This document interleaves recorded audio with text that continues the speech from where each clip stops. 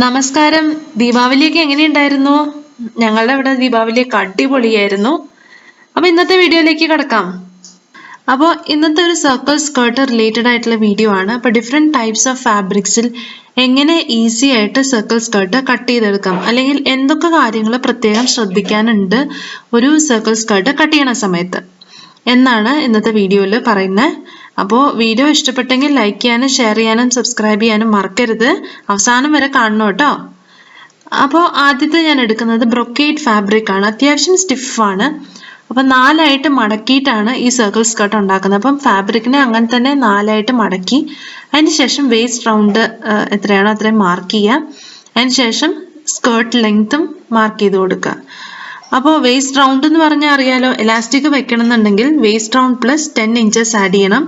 അതുപോലെ തന്നെ സ്കേർട്ട് ലെങ്ത്തിൻ്റെ കൂടെ എത്ര ലെങ്ത്, അതായത് സീം അലവൻസ് എന്ന് പറയുന്നത് ഒരു 1/2 ഇഞ്ച് മാത്രമേ എടുക്കേണ്ട കാര്യമുള്ളൂ.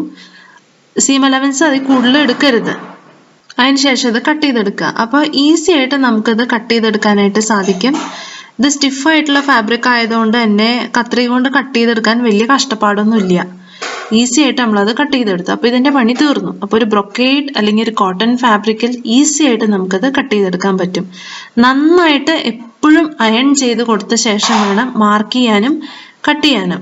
അതാണ് ഇതിലത്തെ ഏറ്റവും ശ്രദ്ധിക്കേണ്ട ഒരു കാര്യം. പിന്നെ അടുത്തത് ഒരു പോളിസ്റ്റർ റയോൺ മിക്സ്, റയോൺ എന്ന് പറയാൻ പറ്റില്ല, പോളിസ്റ്റർ കോട്ടൺ മിക്സ് ആയിട്ടുള്ള ഒരു ഫാബ്രിക് ആണ്. അപ്പോൾ ഇതിൽ കണ്ടോ, ഇതിൻ്റെ കോർണർ എന്ന് പറയുന്നത് ഞാൻ സ്ട്രെയിറ്റ് ആണ് കട്ട് ചെയ്യാൻ പോകുന്നത്. അപ്പോൾ എന്ത് ഡിഫറൻസ് ആണ് അതിൽ വരണേന്ന് നോക്കാം. ഇതിപ്പോൾ ഞാൻ 4ആയിട്ട് മടക്കിയിട്ടുള്ള ഫാബ്രിക് അല്ല, ഇത് 2ആയിട്ട് മടക്കിയിട്ടുള്ളൂ. അപ്പോൾ നിങ്ങൾക്കൊരു സെമി സർക്കിൾ ഇതിൽ നിന്ന് കിട്ടുള്ളൂ. അപ്പോൾ നോക്കാം എങ്ങനെയാണ് കട്ട് ചെയ്യേണ്ടതെന്നുള്ളത്. അപ്പോൾ ഈ ഒരു പോർഷൻ കട്ട് ചെയ്യുമ്പോൾ കണ്ടോ, അതായത് കട്ട് ചെയ്യാൻ തുടങ്ങുന്ന ആ ഒരു ലൈൻ അല്ലെങ്കിൽ ആ ഒരു സൈഡിന് നേരെ പെർപെൻഡിക്കുലർ ആയിട്ട് വെച്ചിട്ട് വേണം ആദ്യം തന്നെ കത്രിക പിടിക്കാനായിട്ട്. അതിനുശേഷം കട്ട് ചെയ്ത് തുടങ്ങാം. കണ്ടോ, ജസ്റ്റ് കണ്ടോ, അതുപോലെ തന്നെ എൻഡ് ചെയ്യുന്ന സ്ഥലത്ത് ആ സൈഡിനും പെർപെൻഡിക്കുലർ ആയിട്ട്.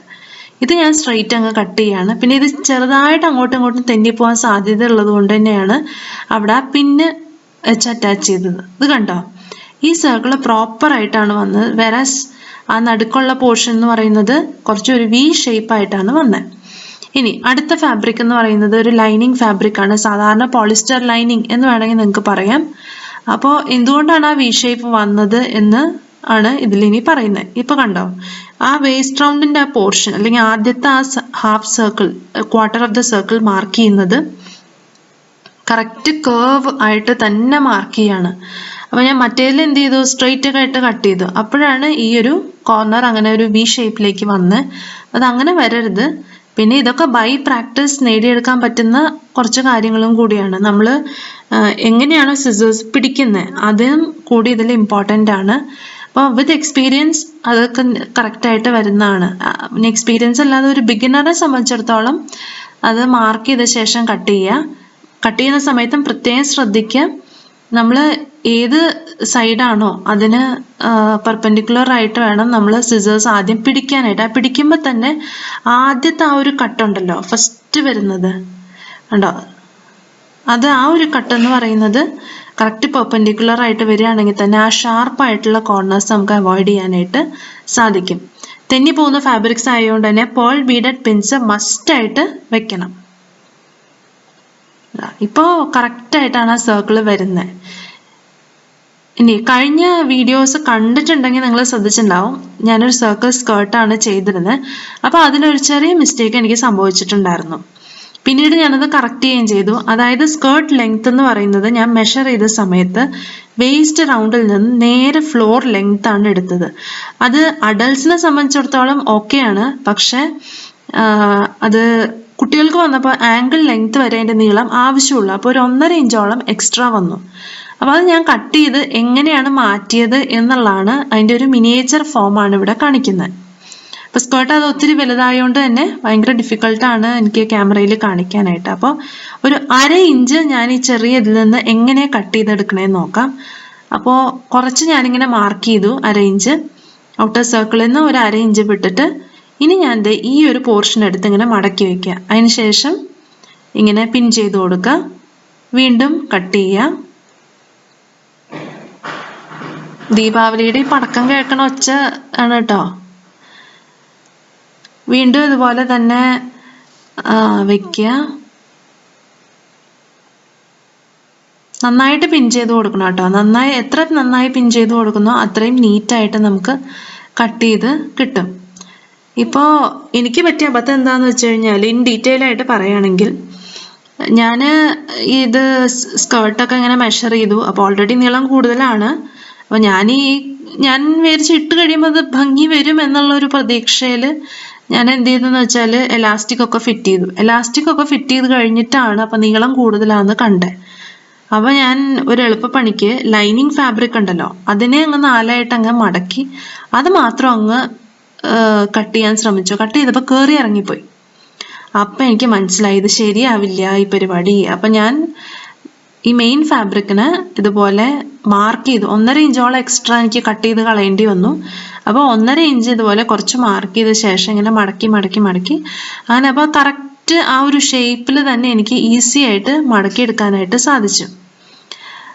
അപ്പോൾ അങ്ങനെയുള്ളൊരു സിറ്റുവേഷൻ വരികയാണെങ്കിൽ ഡെഫിനറ്റ്ലി നിങ്ങൾ ഈ ഒരു പ്രൊസീജിയർ ഫോളോ ചെയ്താൽ നന്നായിരിക്കും. ഇപ്പം മുറിച്ച ഉടനെ തന്നെയാണെങ്കിൽ ഇറ്റ്സ് ഓക്കെ, നമുക്ക് വീണ്ടും 4ആയിട്ട് തന്നെ മടക്കി വീണ്ടും കട്ട് ചെയ്തെടുക്കാനായിട്ട് സാധിക്കും. പക്ഷെ എൻ്റെ കേസ് എന്തായിരുന്നു, എലാസ്റ്റിക് തന്നെ ഫിറ്റ് ചെയ്തു, എല്ലാം കഴിഞ്ഞു. അത് കഴിഞ്ഞിട്ടാണ് നമ്മൾ വീണ്ടും നീളം കുറയ്ക്കാൻ ഇറങ്ങിത്തിരിക്കുന്നത്. അപ്പം ആ ഒരു കേസിൽ എനിക്ക് തോന്നുന്നു ഇങ്ങനെ ചെയ്തപ്പോഴാണ് എനിക്ക് പെർഫെക്റ്റ് ആയിട്ടുള്ള ഒരു സർക്കിൾ, അതായത് ഏറ്റക്കുറച്ചിലുകൾ ഇല്ലാതെ എലി കറണ്ട പോലെ ഇരിക്കാത്ത നല്ലൊരു സർക്കിൾ എനിക്ക് ഇതിൽ കൂടെയാണ് കിട്ടിയത്. അപ്പോൾ ഈ ഒരു മെത്തേഡ് നിങ്ങൾ എല്ലാവരും ട്രൈ ചെയ്ത് നോക്കണം. അതായത് ഇതൊരു ഓൾട്ടറേഷൻ ടിപ്പ് എന്ന് വേണമെങ്കിൽ നമുക്ക് പറയാം. സർക്കിൾ സ്കേർട്ട്സ് ഏതെങ്കിലും നിങ്ങൾക്ക് നീളം കുറയ്ക്കുകയൊക്കെ വേണമെങ്കിൽ ഇങ്ങനെ ഇത് നല്ലൊരു ഓപ്ഷനാണ് കേട്ടോ. പിന്നെ കുറച്ചൊക്കെ കയറി ഇറങ്ങി പോയാലും വലിയ പ്രോബ്ലം ഒന്നും വരാനില്ല. ഈസി ആയിട്ട് നമ്മൾ സ്റ്റിച്ച് ചെയ്ത് കഴിയുമ്പം അതങ്ങ് കറക്റ്റ് ആയിക്കോളും. നല്ല പെർഫെക്റ്റ് ആയിട്ടുള്ള റൗണ്ട് തന്നെ നമുക്ക് കിട്ടിയിട്ടുണ്ട്. വലിയ ഏറ്റക്കുറച്ചിലുകളൊന്നും തന്നെ സംഭവിച്ചിട്ടുമില്ല. ഇനി അടുത്തത് ഒരു ഷിഫോൺ ഫാബ്രിക്, അല്ലെങ്കിൽ ഇങ്ങനെ നൂല് വളരെ ഒരു തീരെ കട്ടിയില്ലാത്ത, ഒരു സൈഡ് വലിഞ്ഞു പോകുന്ന തരത്തിലുള്ള ഒരു ഫാബ്രിക്കാണിത്. അപ്പോൾ യൂഷ്വലി ഷിഫോൺ, ജോർജറ്റ് അങ്ങനത്തെ ഫാബ്രിക്സ്, തെന്നി പോകുന്ന ഫാബ്രിക്സിനൊക്കെ സാധാരണ നമ്മൾ ചെയ്യുക റോട്ടറി കട്ടർ വെച്ചിട്ടാണ് നമ്മളിത് കട്ട് ചെയ്യാം. അത് എൻ്റെ ഒരു മുമ്പുള്ള ഒരു വീഡിയോയിൽ ഞാൻ കാണിച്ചിട്ടുണ്ട്. അപ്പോൾ കാണാത്തവരെ ഒന്ന് പോയി കാണണേ. ലിങ്ക് ഡിസ്ക്രിപ്ഷൻ ബോക്സിൽ കൊടുത്തേക്കാം കേട്ടോ. അപ്പോൾ ഇപ്പോൾ ഇതിൽ കണ്ടോ, ഇങ്ങനെ തെന്നി പോകുന്ന ഫാബ്രിക്സ് ആകുമ്പം ആ ഒരു ഫസ്റ്റ് നമ്മൾ കട്ട് ചെയ്ത ആ സർക്കിളിൻ്റെ താഴെ പിന്ന് അറ്റാച്ച് ചെയ്യാൻ മറക്കരുത്. അല്ലെങ്കിൽ നമ്മൾ ഇങ്ങനെ അങ്ങോട്ടും ഇങ്ങോട്ടൊക്കെ വലിക്കുന്ന സമയത്ത് കണ്ടോ, ഇതുപോലൊരു ടേപ്പ് വെച്ച് എൻ്റെ അറ്റം കൊണ്ടതാണ് തുണി വലിഞ്ഞിങ്ങോട്ട് താഴ്ത്തു പോകുന്നു. അപ്പോൾ അങ്ങനെയൊക്കെ സംഭവിക്കുമ്പോൾ എന്ത് പറ്റുമെന്ന് വെച്ചാൽ ഈ സർക്കിളിൻ്റെ ഷേപ്പ്, ഓൾറെഡി കട്ട് ചെയ്ത സർക്കിളിൻ്റെ ഷേപ്പ് ഡിസ്റ്റോർട്ടഡ് ആവാതെ പ്രത്യേകം ശ്രദ്ധിക്കണം. അതിന് ശേഷം സ്കേർട്ട് ലെങ്ത് മാർക്ക് ചെയ്യുക. പിന്നെ സെയിം പ്രോസസ്സ് തന്നെയാണ്, പഴയ പോലെ പേൾ ബീഡഡ് പിൻസ് ഉണ്ടല്ലോ, ആ പിൻസ് അറ്റാച്ച് ചെയ്ത് കട്ട് ചെയ്തെടുക്കുക. പിന്നെ അടുത്തൊരു പോയിന്റ് എന്ന് വെച്ച് കഴിഞ്ഞാൽ ഹെമ്മിങ് എങ്ങനെ ചെയ്യാം എന്നുള്ളതാണ് പ്രോപ്പറായിട്ട്.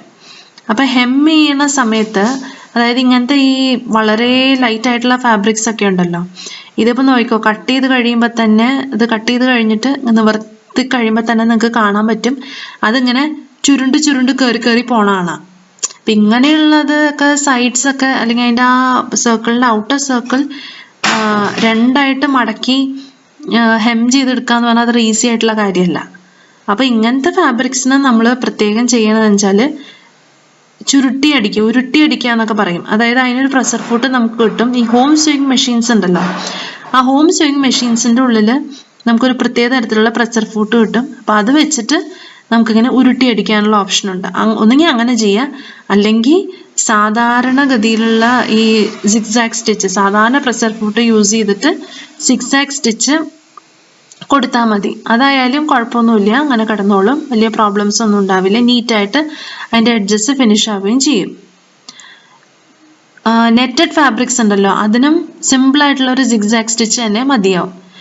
ഇനി എക്സ്ട്രീം ബിഗിന്നേഴ്സിന് എങ്ങനെയാണ് ഈവൻ മാർക്ക് ചെയ്യുക പോലും പറ്റില്ല, അല്ലെങ്കിൽ അതായത് ഇപ്പോൾ സേ ഒരു ലട്കനൊക്കെ നമുക്ക് ചെയ്തെടുക്കണം, അംബ്രല ഷേപ്പിലുള്ള ഒരു ലട്കൻ നമുക്ക് ചെയ്തെടുക്കണം എന്നുണ്ടെങ്കിൽ എങ്ങനെയാണ് ചെയ്യേണ്ടതെന്ന് നോക്കാം. ഇത് എക്സ്ട്രീം ബിഗിന്നേഴ്സിന് വേണ്ടിയിട്ട് മാത്രമാണ് കേട്ടോ, മെഷർമെൻറ്റ്സ് ഒന്നും എടുക്കാതെ ചെയ്യണം. എങ്ങനെയാണെന്ന് നമുക്ക് ഈ പ്രൊസീജിയറിൽ കൂടെ എങ്ങനെ ചെയ്യാമെന്ന് നമുക്ക് കാണാം.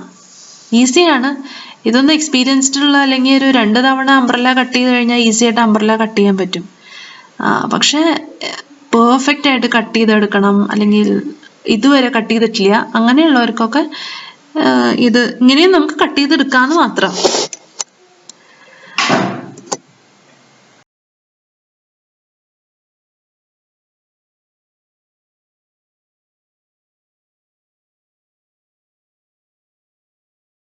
അതുപോലെ തന്നെ സിക്സാക് സ്റ്റിച്ചിന്റെ കാര്യം ഞാൻ പറഞ്ഞല്ലോ. സിക്സാക് സ്റ്റിച്ച് എപ്പോഴും അത് ഹെം ചെയ്യണ സമയത്ത് സ്റ്റിച്ച് വിഡ്ത്ത്, സ്റ്റിച്ച് ലെങ്ത് ഇതെല്ലാം നമ്മൾ സെറ്റ് ചെയ്ത ശേഷം ആദ്യം ചെക്ക് ചെയ്യണം. ഒരു റഫായിട്ടുള്ള ഫാബ്രിക്കിൽ നമ്മൾ എപ്പോഴും ചെക്ക് ചെയ്യണം കറക്റ്റ് ആണോ അല്ലയോ. അതിന് ശേഷം മാത്രമേ മെയിൻ ഫാബ്രിക്കിലേക്ക് നമ്മൾ സ്റ്റിച്ച് ചെയ്ത് കയറ്റാൻ പാടുള്ളൂ.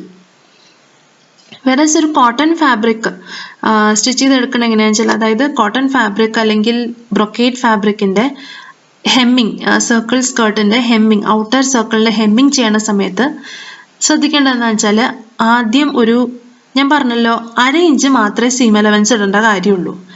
അപ്പോൾ അതിക്കുള്ളിൽ നീറ്റായിട്ട് ഇരിക്കുകയില്ല. അപ്പോൾ അതുകൊണ്ട് തന്നെ 2 ഓപ്ഷൻസ് ഉണ്ട്. ഒന്ന്, ഔട്ടർ സർക്കിൾ നമ്മൾ സിഗ്സാക് സ്റ്റിച്ച് അല്ലെങ്കിൽ പിന്നെ ഇന്റർലോക്കിങ് അതുണ്ടാവുമല്ലോ, ആ ഒരു ഓപ്ഷൻ ഉണ്ടെങ്കിൽ അത് വെച്ചിട്ട് ഫുള്ള് സർക്കിൾ ഇന്റർലോക്ക് ചെയ്യാം. അതിനുശേഷം ഒരു തവണ മടക്കുക, എന്നിട്ട് സ്റ്റിച്ച് ചെയ്ത് കൊടുക്കുക. ഇനി രണ്ടാമത്തെ ഓപ്ഷൻ എന്താണെന്ന് വെച്ച് കഴിഞ്ഞാൽ, ആദ്യം ഒരു തവണ ഫോൾഡ് ചെയ്യുക, എന്നിട്ട് സ്റ്റിച്ച് ലെങ്ത് കൂട്ടിയിട്ടിട്ട്, ഞാൻ ചെയ്യണതാണ് കേട്ടോ പറയണത്, സ്റ്റിച്ച് ലെങ്ത് സ്ട്രെയിറ്റ് സ്റ്റിച്ച് ആണ് പറയുന്നത്, സ്റ്റിച്ച് ലെങ്ത് കൂട്ടിയിട്ടിട്ട് മാക്സിമത്തിൽ ഇടുക. ഇപ്പം ജാക്ക് മെഷീൻ യൂസ് ചെയ്യണവരാണെങ്കിൽ സ്റ്റിച്ച് ലെങ്ത് 5 ഇടുക. അതിനുശേഷം ഒരു റൗണ്ട് സ്റ്റിച്ച് ചെയ്യുക, വീണ്ടും അത് ഫിനിഷ് ചെയ്ത് കഴിഞ്ഞിട്ട് ഒരു തവണയും കൂടി മടക്കിയിട്ട് സ്റ്റിച്ച് ലെങ്ത് കുറച്ചിട്ട് ഒരു 3 ഇട്ടിട്ട്, അല്ലെങ്കിൽ 2 3, ഞാൻ യൂഷ്വലി 3 ഇടുന്നത്. അതിനുശേഷം ഒന്നും കൂടി മടക്കുക, എന്നിട്ട് ഒരു റൗണ്ട് അടിച്ചു കൊടുക്കുക. അങ്ങനെയാണ് ഈ സ്കേർട്ടൊക്കെ ഞാൻ ഫിനിഷ് ചെയ്തിട്ടുള്ളത്. അപ്പോൾ ഇന്നത്തെ വീഡിയോ ഇത്രയേ ഉള്ളൂ. ജനറൽ ആയിട്ടുള്ള കുറച്ച് ടിപ്സ് ആൻഡ് ട്രിക്സ് ആണ് ഇന്നത്തെ വീഡിയോയിൽ ഇൻക്ലൂഡ് ചെയ്തിട്ടുള്ളത്. Thank you so much and happy saying.